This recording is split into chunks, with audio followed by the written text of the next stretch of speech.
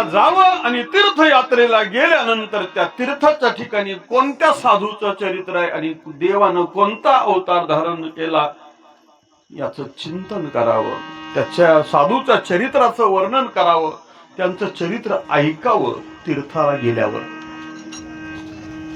म्हणून तीर्थयात्रेला गेल्यावर तीर्थयात्रेच्या कालावधीमध्ये देवाच्या चरित्राच्या निमित्तानं आणि हरिभक्ताच्या चरित्राच्या निमित्तानं आम्हाला देवाचं चिंतन घडत असतं. आणि ते करत असताना जर देवाचं चिंतन नाही घडलं तर ते तीर्थयात्रा नाही, फुकट खेळपाट आहे. चित्त नाही नामी तरी ते व्यर्थ, त्रिवेणी संगमी नाना तीर्थे भ्रमी. चित्त नाही नामी तरी ते व्यर्थ.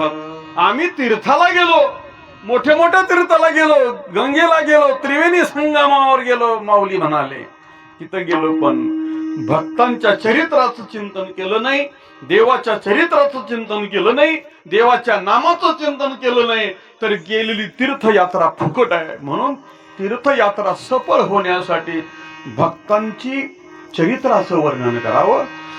हे करत असताना सज्जनाची संगती करावी.